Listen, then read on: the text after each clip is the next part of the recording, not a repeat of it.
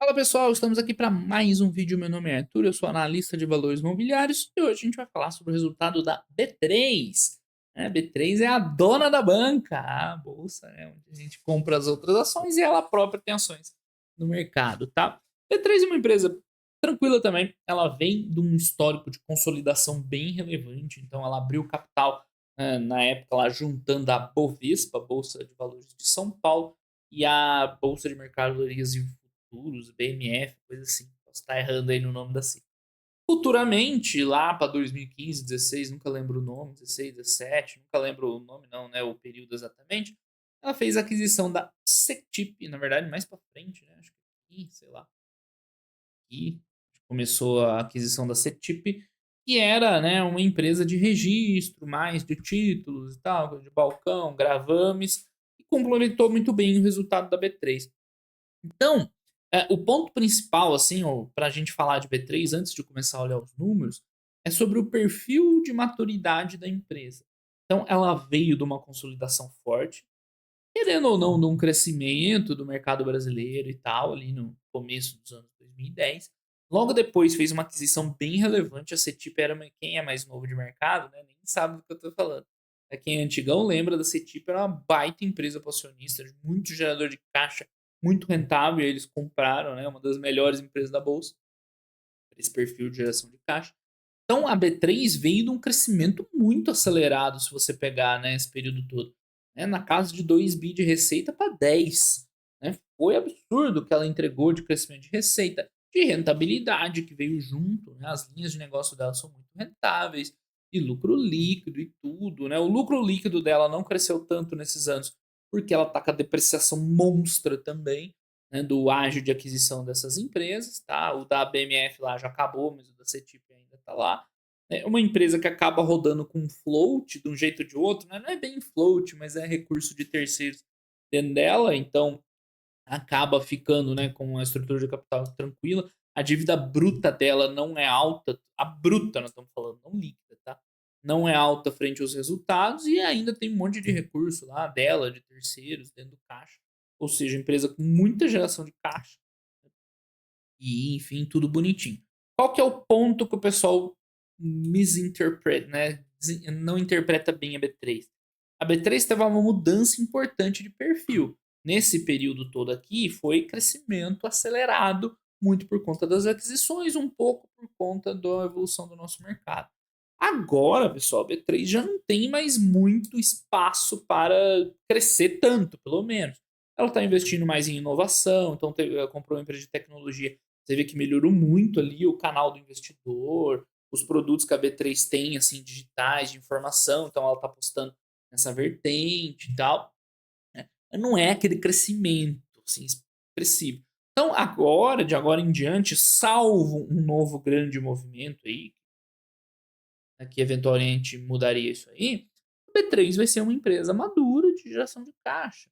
Tá? Os negócios dela não precisam de muito CAPEX, né? O investimento dela é basicamente tecnologia, né? Não precisa de CAPEX, gera muito dinheiro, não tem tantas avenidas de investimento para crescimento, logo ela virou uma empresa madura, né, geradora de caixa. E isso o pessoal tem um pouco de dificuldade em identificar, em ver, né? Então era uma empresa que crescia muito e tudo mais, agora está uma empresa madura de geração de caixa. E com isso, também muda a percepção do mercado sobre ela.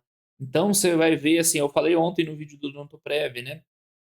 A B3 meio que passa por algo parecido, né? Ficou ali mais ou menos em valores semelhantes a 2019 e tal. Mas aqui é diferente um pouco do Odontoprev. Do Odontoprev foi mais uma visão de apreciação do mercado, né, sobre a empresa.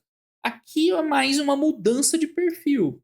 E aí o mercado geralmente não paga tanto para empresas mais sólidas, mais geradoras de caixa, do que costuma pagar para empresas de crescimento. É por isso, tá, que talvez a B3 não tenha evoluído tanto no princípio, né? Vamos ver aqui uns price earnings da vida. A price earning não é uma boa, né, PL para a gente ver a B3 por conta da questão da depreciação, né? Talvez seja melhor a gente ver o EV também não fica legal por causa da dívida. Difícil achar um múltiplo interessante aqui para V3 para avaliar. Talvez um preço EBITDA, né? acabe sendo mais interessante, tá? Por incrível que pareça. Raro usar isso aqui, né? Mas, enfim, olha só. Não sei por que a escala do gráfico aqui tá bizonha, né? 200, se a gente está falando de indicador na casa de 9, 20, né? Mas o que, que aconteceu com a B3? Algo parecido também. Era uma empresa negociada aqui há umas 20 vezes, né? O EBITDA em relação ao preço e tal, um pouco menos antes. Depois que ela cresceu forte, passou para 15, 16, 20. E agora que ela é madura, está em 8, 9. Tá? Então, assim, parecida a explicação com o que eu dei ontem, no caso da Odontoprev, embora os mecanismos sejam ligeiramente diferentes, né? E não é porque o mercado deixou de enxergar ela, é porque ela mudou muito. A Odontoprev não, a Odontoprev sempre foi aquela, né, solidez toda, tirando o comecinho dela lá nos anos 2000 e um pouquinho, né? Ali sim ela cresceu bastante. Mas aqui a B3 mudou. A B3 hoje é uma empresa geradora de caixa. E assim como, já que eu estou traçando paralelos com a Odontoprev, na Odontoprev o pessoal fica muito falando de dentista, explora dentista, é muito barato e não vale a pena porque não faz nada. E no final das contas acaba não importando. Aqui na B3 o pessoal também fica falando, é concorrência, e não sei lá. E acaba na prática também, cara. Eu escuto essa conversa de concorrência desde que ela abriu capital lá em 2008, acho, 2008, 2009. Ela abriu capital que o pessoal fala lá do monopólio e tal. E ela tá lá cada vez mais consolidada, cada vez mais forte. O nosso mercado ele é interessante porque a gente tem o player com a B3 central, né, um depositário central que consolida tudo. Nos últimos anos a gente viu ela fazendo algumas concessões ali em termos de tarifa, principalmente para os traders lá de grande volume e tal. Eles vão administrando isso aí, ganhando dinheiro, tá? Enfim, na prática, o dia que tiver alguma coisa, tiver alguma coisa concreta, você para analisar. Porque se for se preocupar com coisas que, né, sabe-se lá se e quando vai acontecer, você acaba não investindo em nada. E no caso do B3 aqui é muito claro, pô. Fala disso aí faz anos e anos. E se eu fizesse vídeo aí, se tivesse comentário aberto, provavelmente os comentários assim, corrente, não sei o que lá. Mas enfim, focando aqui nos resultados da própria B3, falando de resultado, ela vai acabar tendo resultado dependendo do aquecimento do mercado, principalmente o mercado acionário, que é o principal segmento dela. Então, hoje, que nós estamos no mercado mais parado e tal, e a sardinhada está toda preocupada com o governo, com taxa de juros, com reforma tributária e tal, o negócio dela está meio parado, né? Está meio fraco, né? Mas não que seja ruim, não que ela esteja perdendo, né? Tá lá a receitinha praticamente flat, né? Caindo quase nada no trimestre, em relação ao trimestre anterior subiu um pouquinho. Literalmente parado, né? É o melhor termo para descrever. Tá? As despesas vão aumentando, porque a empresa vai investindo e tudo mais. O resultado financeiro compensa, então o lucro líquido está parado também, basicamente. Então é isso, tá? A B3 hoje é uma empresa, eu falei, madura. Não impede que, em um eventual ciclo de mercado assim, muito favorável e tal, ela volte a ter um resultado expressivo, né? É bem possível isso acontecer. Mas em condições normais, sem nada acontecendo e tal, ela vai acabar ficando por aí, né? Com resultado sólido, gerando caixa, distribuindo muito para os acionistas, tá? O que ela tem investido muito aqui, né, é em empresas de tecnologia, agregando. Isso ela tem feito, já fez umas 3 ou 4 aquisições dessa, e dá para ver no que ela está oferecendo, tanto para gente que é cliente ali, uma área logada lá mais bonitinho, com mais ferramentas, mas principalmente para os clientes dela, né, que pagam lá para serviço de tecnologia, para informação, para business intelligence, né, intelligence. Isso é bem legal, tá? Bem legal mesmo. E eles estão falando de dívida aqui e tal. Essa aqui é em cima de dívida bruta, tá, pessoal? Dívida bruta. Se for contar lá o caixa que transita sobre ela, super de boa. Então é isso, não tem muito o que falar, né? Basicamente, da B3. Tá no momento. O mercado não tá aquecido, então você vai ver aqui os números mais ou menos parados, uns melhores, outros piores. Né? Com esse crescimento, principalmente da CETIP, né? Com a aquisição da CETIP, ela tem esse mais equilibrado, porque se ela fosse só ações, por exemplo, ela ia estar caindo o resultado. Né? No geral, aqui, ó, né, mercado de renda variável, opções, ações, termo, futuro, tá fraco, né? Tá bem fraco. Mas como ela tem a parte ali da B3, acaba compensando, né? Então, ó, o mercado de ações está mais fraquinho mesmo. Você vê como ao longo do tempo ó, eles foram abrindo mão de margem, né, para se consolidar no mercado e tudo mais. Os BDR aí acho que não emplacaram tanto e tal, mas outros produtos eles acabam ganhando, ó, juro, tá ganhando mais, dólar, tal. No balcão tá crescendo um pouquinho, né? Balcão é o que vinha lá com a CETIP, que entra emissão, captação bancária, renda fixa, outros mercados lá, e está crescendo um pouquinho, compensa. E fica mais ou menos flat a receita, né? Super tranquilo. Enfim, eles têm uma parte de financiamento também dos gravames de veículos, que tá ok ali também, nada demais. Essa aqui é a grande alavanca de crescimento que eles têm no futuro, tá? Não é tão grande assim, mas é onde dá para evoluir, onde eles seria bom que eles evoluíssem, não só para entrar mais resultado, mas para oferecer um serviço melhor também, né, mais interessante, e aí ela vai aumentando o fosso deles lá. Tá? Que hoje é muito mais assim de tecnologia e de capacidade econômica do que regulatório propriamente dito. Para alguém chegar aqui para competir com a B3, vai ter que investir muito, blá, blá, e tal. E aí, né, provavelmente isso acaba afastando bastante também eventuais concorrentes. E o mercado brasileiro não é um mercado tão grande, tal, para ter espaço para mais um concorrente.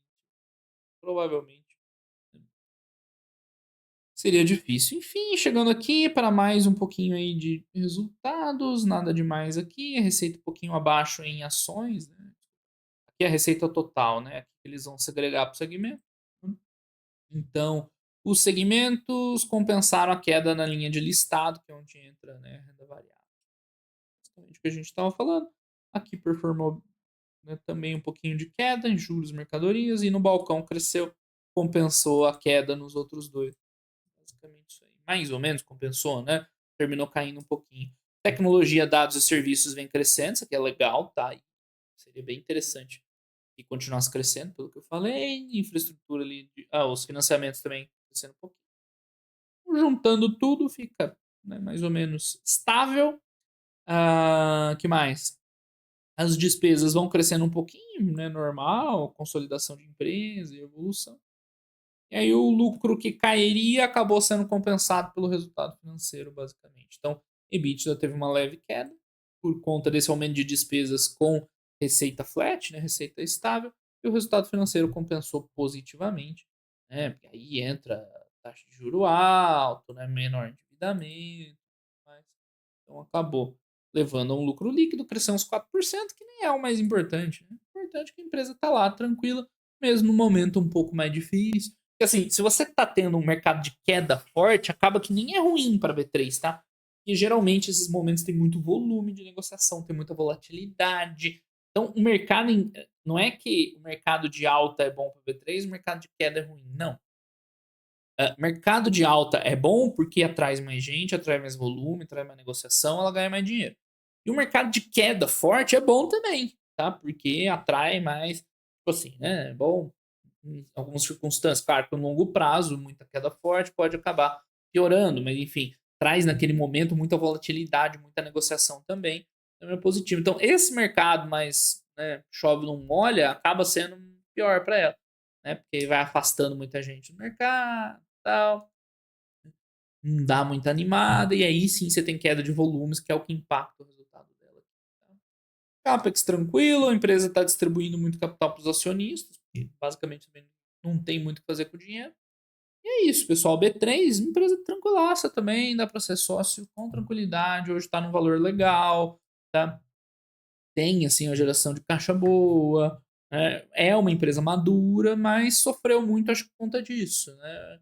O pessoal não se deu conta ou não gostou, ou sei lá o que esperava da empresa. E nessa transição para ela se tornar uma empresa madura, geradora de caixa, né, o pessoal está um pouco insatisfeito com ela. Mas é isso, as empresas são o que elas são. A nossa expectativa em relação a elas que talvez mude um pouco, né? Continua interessante, você vê que está num valor bem interessante atualmente, né? Contando geração de caixa dela, EBITDA, seja aí a métrica que você quiser usar. Tá? E antigamente era uma empresa de valor alto, tá? Eu lembro quando ela fez o IPO, quem lembra aí? Quem é dinossauro do mercado? Ela fez IPO com um PL tipo de 80, era isso aí, 80, 100, era absurdo, assim, era muito, muito alto o PL da B3, né? E hoje tá rodando a 10, né? Olha só o tanto que a empresa cresceu. Esse é mais um ponto. Um dia dá para fazer um vídeo especial, assim, geralmente uma live, assim, que a gente discute esses temas mais profundos, né, sobre essa evolução da B3, porque era uma empresa de PL muito alto, e na época o pessoal fugia igual o diabo da cruz para investir, mas que ela teve uma evolução tão interessante de resultado ao longo do tempo, que mesmo diminuindo essa avaliação do mercado sobre ela, gerou muito retorno para o acionista. Né? Isso aí não tem como discutir, que são fatos. Né? O retorno dela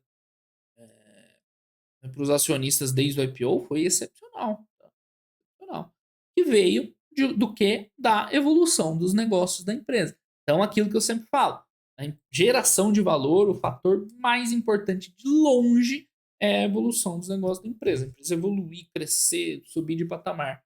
Tá? O resto é marginal. E aqui a gente tem um caso clássico. Não sei se vai ter dado muito antigo aqui de PL lá do início, mas isso eu lembro que eu vi com esses meus olhinhos. Desculpa, ele só vai ter o dado lá do Morningstar desde 2013 e tal. Mas, né, mesmo assim, né?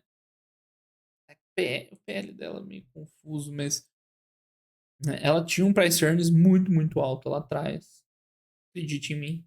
Quem for dinossauro do mercado aí vai lembrar. E hoje tem um valor normal, mas como a empresa gerou muito valor pelo crescimento, pela transformação, deu muito retorno para os acionistas. Ok? Então, lembre de novo: mercado não é sobre comprar caro, comprar barato. Comprar empresas que vão se transformar. É aí que está a real diferença. Então é isso aí, pessoal. Por hoje era isso. Um grande abraço a todo mundo e até os próximos vídeos. Valeu!